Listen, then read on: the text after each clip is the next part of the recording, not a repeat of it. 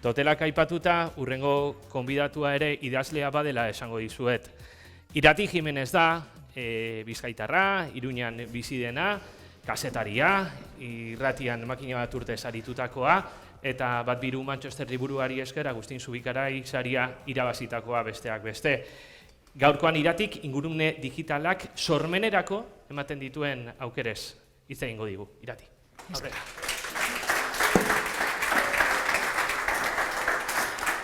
Kaixo, arratsaldeon. Ikusiko nauzue gorrituta natorrela eta ustut are gorriago jarriko naizela. Ez larritu. Uste nuena baino bero gehiago egiten du hemen eta erraz gorritzen naiz, baina ez da alergia bat, ez dut konorteri galduko, penetan. Hori guztia esan da, neu ere Ferminek esan duen moduan posten nahi zuekin egotuko aukera honengatik, eta egia esateko ni autonomoa naiz, idaz eta kazetari bezala lan egiten dut, eta halako urte edo ikasturtea hobeto hasten denean, pentsatu behar izaten dut, zenbat lan daukadan aldez aurretik, eta zenbat gauza nolabait ekstra edo hartu alditzakedan. Egunen baten utziko dio telefonak deitzare, baina tira, momentuz nolabait esatearen askotan tokatzen zait, edo tarteka tokatzen zait, ez esatea edo gauza batzu duko egitea, naiz eta gogoa izan horietarako, ezta? Eta mintzokako lagunek ditu zidatenean, pentsatu nuen eskuartean hainbat gauza ditut, eta sormenezko lanak eta literaturaren tarte ateratzea zaila denez, ez esatea. Hemen nagoenez, esan nahi du, edo borondate eskaseko persona bat naizela, edo iritzez aldatu nuela. Iritzez aldatu nuen, pentsaturik sormena esan zidatenean, eta sormena eta internet, eta ingurune digitala eta pentsatu nuen, behar bada nire esperientzia personala, pizka bat denona bezala, pizkat bitxia dana, behar bada zuentzat lagungarria esan daitekela. Behar bada pasatu zaizuelako inoiz, niri gertatu zitzaidan bezala, esperientzia mingarri bat bizitzea, eta da, sormenerako gogo bat izatea, eta sormena da dena, esan nahi dut, denak eskatzen du kreatibidadea, ez? Eta lehen, nolabait esatearen, kreatibidade hori zegoan lekuan, ura edo korrontea zegoan lekuan, putzu ziku bat izatea, ez? Eta ez ateratzea hori. Eso esperientzia mingarria da, hori baino problema larriagoak daudela esatea, bueno, esan beharrik ez dago, ez? Baina mina ematen du. Eta sortzailea denok gara, beraz, apur bat nik uste dut esperientzia hori universala dela denongan, ez? Ni adibidez, umean nintzenean, asko gustatzen idaztea, eta ipuinak, eta idaztea. Ez da, nik uste dut, umeak garenan denok gara, apur bat zientifikoak, apur bat marrazkilariak, apur bat idazleak, ez? Eta behin marrazkilari bati entzunion bezala, galdetzen ziotenean, zuk noiz hasi zinen marrazten, berak erantzuten zuen, eta zuk noiz utzi zenuen nion marrazteari, ez? Segumetan denon marrazten dugu, baina momentu batetik aurrera nik uste dut, kanpotik jasotzen dugun iritziak asko baldintzatzen gaituela. Eta ondo egiten ez duguna, egiteari utzi egiten diogula, ondo edo zer den baina tira. Eta alderantziz behar bada, ez? Hobeto egiten duguna eta txalotzen digutena, printzipioz horretarako joera hartzen dugula. Ez dakit horrela den guztiz, baina apur bat horrekin ere zerikusi izango du. Eta nik umetan asko idazten nuen. Akordatzen naiz eta gustatzen zait kontatzea, ez dakit nire lehenbiziko ipuina, hori itzapen hori ez daukat. Baina, Bermeoko ikastolan, nik ikasi nuen ikastolan, zegoen ohitura bat, ikasturte bakoitzan bi gela geunden, ezta? Lehenengo mailan adibidez, orduan EGB zenaren, EGB-koa naiz, jo tamien fui EGB, ematen zen klase bakoitzan sari bat edo tira. Bueno, umeek idazten genuen ipuin bat eta klaseko ipuin onena, zait oso pedagogikoa den, aukeratzen zuten irakasleek eta kurso bukaeran jai batean ipuin hori jartzen zen ikastolako kortxoan eta alas, ez? Eta marrazkirik politena ere bai. Edo hobeto egina edo nik marrazkirik kortxoaretan nire marrazkirik ez duten inoiz jarri, baina nire ipuinik bai. Eta akordatzen naiz lehenengo mailan negoenean idatzi nuela tamalez galdu dudan ipuin bat, kopia fisikoa ez daukat, naiz eta umetako alako txorradak akordatzen ditudan, Maite eta Txoria ditzen zen ipuin bat. Eta argumentuarekin akordatzen naiz, esan oso komplikatoa. Kontatuko dizuet labur-labur esan da, eta estiloare uste dut ez dela izango esaten dizuenetik oso desberdina. Maite eta Txoria kontatzen zuen halako zerbait. Maite neskatila bat zen, Maitek txori bat zeukan. Txoria horia zen, Maitek asko maite zuen txoria. Orduan lehoi bat agertu zen, Txoria jan zuen, eta Maitek negar egin zuen. Fin. Ez horregatik.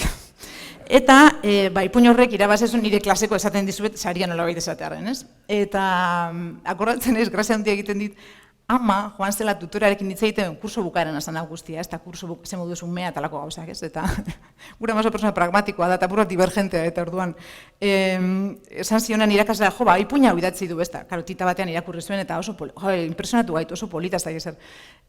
Eta nire amak irakurri zen, eta esan zuen, eta hau izan da klaseko onena. Eta irakasleak esan zion, 7 urte dituzte. Beraz, Maite eta Txoria horrek erakusten duen bezala, askotan pentsatu egia esan Maite eta Txorian, eta beti pentsatzen dut. Ez dakizuei, baina niri deigarri egiten zaidana da, hasieran pentsatzen nuen. Zergatik lehoiak hiltzen du Txoria, eta ez du hiltzen Maite, ez? Bueno, zergatik dago lehoi bat, ez? Eta gainera marrazki bat egin nion, eta korratzen naiz lehoiarekin perfectamente, ez? Alako lehoi ile zirimola bat zeukan. Eta gero askotan pentsatu dut horretan, ez ote den nire literatura, geroztik egin dudana, modu bat lehoia sartzeko, baina por bat justifikatua nola baitez. Zen niri ipuin horretatik ez dakizuei, baina lehoia agertzen den momenturaino ipuin hori mierda bat iruditzen zait, eta lehoia agertzen den momentutik beste zerbait, ez, orain ja. Eta beraz, ume idazle banitz. Eta gero adoleszentzian edo nerabezaroan momenturen batean ez dakit esaten noiz hori zikatu egin zen. Eta niretzat esperientzian mingarri bat izan zen, ez nekin zer idatzi edo zertaz. Nola sartu lehoia esan dezagun, ez edo, gainera esaten zuten, escribe de lo que sepas, ez dakit non irakurri nuen, eta norberako obsesionatu nahi duena, edo zerekin obsesionatzen denez, eta nik esaten, baina nik ez dakit ezertaz, ez? Eta beraz zikatu egin zen putzu hori. Eta halako batean, hau prehistoria dela ematen du, institutuetan kontatzen duenan esplikatu behar dut, orduan internet hasiera baten ez dela existitzen, eta gero eta halako gauzak, ez? Internet sortu zen. Eta gertatu zitzaidan mirariezko gauza bat, mirariezkoa niretzat, sartu nintzela internetera orduan arratsaldeko 7 aurrera eta sartzen ginenean eta egiten zuena gelako zarata bat eta telefonak ez zuen jotzen tarte horretan eta orduan, ez? Ata puerkako zerean. Eta deskubritu nuela telesail bati buruzko spoilerrak gaur egun esango genukena bilatzen ari nintzen, ez? Telecinco orduan expedienteek emititzen zuen. Eta nik jakin nahi nuen zer gertatzen zen. Baina ez nuen hori topatu, edo ez naiz horrekin akordatzen. Topatu nuen, gaur egun, orduan ez nekien, baina topatu nuen fanfic edo fanfiction izeneko fenomeno bat. Izenak esaten du zer den, fansak zaletuak alegia, eta fikzion, fikzioa. Beraz, izenak esaten duen bezala, dira fikziozko historiak zaletuek idazten dituztenak. Zeren zaletuek edo zerenak. Kasu horretan, espedientek izenak, esate baterako. Ikusten duzu denboraldi bat bukatzen dela eta imaginatzen duzu nola jarraitu dezaken, eta egiten duzu idatzi. Eta hau egiten dute egunero, hau edo beste 1000 variazio, ez? Kapitan Amerika emakume bat balitz, edo Vengadores espalitz bukatu ez dakit nola, horrela, ez? Eta idatzi egiten eta konpartitu. Fenomeno hau, munduan, momentu honetan bertan, publikatzen ari dira milaka historia. Zerenak, edo zerenak. Baina esan dut edo zerenak, igual, seguru nago, Beatlesen fanfiction egongo dela, norbait idazten, ez? Denetarik eta munduko hizkuntza guztietan. Oso fenomeno produktibo izan da baita literaturarentzako ere, ze trebatu dira hor idazle asko. Beste batzuen artean, ni neu fenomeno horretaz hitz egitera ere etorri naizelako. Nire nolabait ume hau kontatu dizuedana, blokeatuta geratu zenan nerabezaroan bere kreatibidadearekin, halako baten, heldu zen internetera eta topatu zuen ekosistema bat oso berezia. Zan leku bat historia konpartitzeko.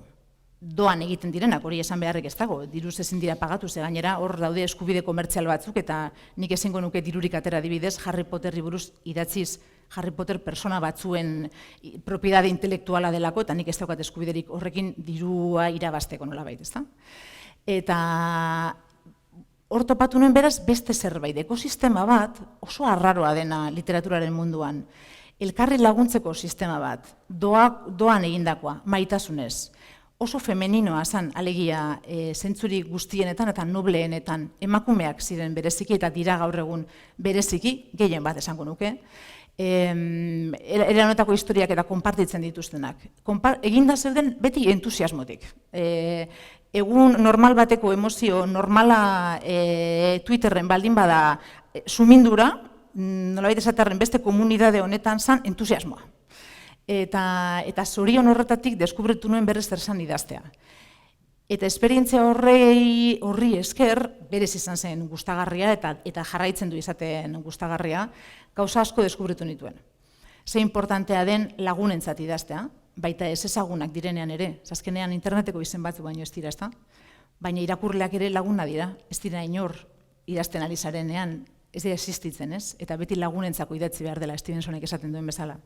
Maitasunez idazten, zaletasunez idazten, ez neure burua epaitzen idatzi nahi nuela ezelako aski serioa, interesgarria, jerarkietan baloratua, ikasi nuen adorea behar dela idazteko ere, eta ikasi nuen idazten, ze idazteko kilometro asko behar dira, eta era honetako ariketak irakasten dizu idazten.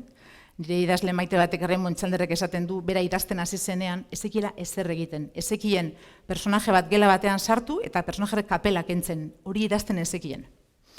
Eta dena ikasi behar da, deskribapena, paisaje, personajeak egin behar dira, eta izan behar dute antza telebistan entzuten dituzun personajeena. Eta ez gaudela bakarrik ere ikasi nuen. Badagoela beti norbait, nonbait, zuk daukasun zaletasun bitxi hori, zuk uste duzuna beste inori zaiona interesatzen, beste norbaitzue interesatzen zaie. Eta konpartitzen ari dira momentu honetan bertan horri buruzko zerbait nonbait. Jainkoa daki, bideoak, abestiak ez dakitez. Eta nahiko nuke baita ere esan ikasi nuela zer den, aurrat arraro egingo zaizue, baina arrakasta izatea zer den. Alegia, nik gureitak esaten du askotan erabiltzen du esaldi bat, el campeón del mundo de mi eskalera. Esatea bezala arrakasta handia daukasunen oso goze txiki batean. Balako zerbait gertatu zitzaidan. Eta nik uste dut, nire historien artean nolabait gehien konpartitu denak eta arrakasta gehien izan duenak, Harry Potterren unibertsoan girotutako historia bat, ez bere gurasoen sasoia nolabait. Plataforma batean baino gehiago dago, baina milioi erditik gora personek irakurri dute. Beraz, arrakasta bat euskal literaturan inoiz izango ez dudana, eta nire arrakastarik handienagatik ebaluatuko banindute hori izango litzatek, ez? Historia hori idatzi izana. Beraz, zuek ez dakizue, baina celebrity batekin zaudetela esan nahi nuzen. Eta, por supuesto, interneten beraz alde hitz egitera nator, hor daudelako hainbat tresna, ez bakarrik hauek esan dizkizuedanak, ez? Baita ere hiztegiak online, orain oso zaila da, eta horregatik gogorrak izan beharko genuke egiten duenarekin ez jakitea hitz bat nola idazten den, berez zuzendu egiten dizu sistemak, oso erraza da hitzen sinonimoak eta aurkitzea teklatuaren, pantailaren bigarren pantaila bat eginez, ez? Izan dezakezu Eluiaren hiztegia zabalek edo zehazki, eta Euskaldunen Biblia alegia, eta hor agertuko zaizkizu, beraz, inoiz baino pekatu gehiago daukagu idazleok hitz estrambotikoak erabiltzen ditugunean soilik geure buruan nabarmentzeko, ezta? Egia da, arriskuak ere badituela, ezagutzen dituzue, rollo txarrak, kritika negatiboak zenbateraino zabaltzen diren, kritika negatiboari ematen diogulako nagusitasun intelektuala, gauza negatibo bat esaten duena beti dirudi inteligenteagoa. Eta zarata hori kanpoan uzten ikasi behar da, eta errazagoa da dakizuen bezala orain gezurrak zabaltzea lehen baino, egiak zabaltzea ere errazagoa da, hori ere egia da. Eta abiadura hori berdin-berdina da. Nire ustez horrek, bukatzeko nolabait nire esperientzia honekin ezer esan nahi badu, esan beharko luke, konpromiso gehiago eduki beharko genukela, hitzak bata bestearen atzean idaztetik lan egiten dugunok egia esateko. Eta zinikoek, osea, eurek realistatzat, euren burua realistatzat daukatenek, eta pragmatikotzat, zinikoek, esango dute hemen, ez dakiz aurpegi jarriko duten, ez? Baina Flaubertek esan zuenean, askotan entzungo zenuten, berak esan zuen, la palabra justa erabili behar dela idazterakoan, ez da, lemot just. Alegia, hitz bat eta beste bat ez dira inoiz sinonimo perfektuak, eta batek balio badu hobeto hori aukeratu behar da, ez edozein, bat.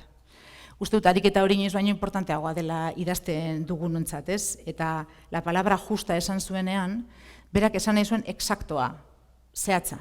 Baina nik uste dut justiziazkoa ere esan nahi halko zuela, ez? Eta esan nahi duela. Eta gaur esan didaten bezala, hori gaur ikasi dut eta berazuei izango dizut izugarri gustatu zait, Roque Daltonek poeta zoragarri batek, honi buruz hain zuzen ere esan zuen, empuño un arma porque busco la palabra justa. Hain zuzen ere justiziari buruz hitz eginez. Eta beraz, konpromiso hori gogoratuta, nik uste dut internet leku oso gozagarri bat izan daitekela, eta areago esango dizuet, onantzan etorrenean, pentsatzen guzti honetan eta zuei zer esan, eta nola ez gehiegi luzatu, pentsatu dut, askotan ematen dizkit bueltak nik Maite eta Txoriari, oso harik eta interesante iruditzen zait, Libre Humorekin elkarrezketa bat oso graziosoa, geuk bakarrik ulertzen duguna, orain zuek ere bai, eta pentsatu dut, behar bada ez da galdera zergatik Lehoiak ez duen hil Maite. Behar bada galdera da zergatik hildu Txoria. Igual ez da bakarrik Lehoi badelako hildu Txoria, igual Txori horrek gorrotoa dio, igual Txori horrek zerbait egin du. Eta gaur nentorrean pentsatu dut, hori da, bai, ze entzun du nire baruan, ikusi Txori hori, eta ia zait iruditu potxolada bat, iruditu zait Txori naskagarri bat.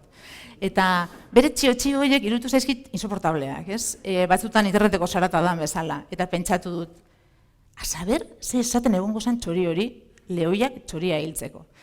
Behar bada gezurrak edo behar bada guk egunero interneten kontsumitzen dugun sarata guzti hau, behin kanpora utzita eta apartatuta izan daitekena seinalatu dezakena ere bai, non daukagun hor putzu bat eta non dagoen gure kreatibitatea horri leku emateko eta hori ahotsa emateko Txori naskagarri horren txilioak entzun gabe. Mila esker.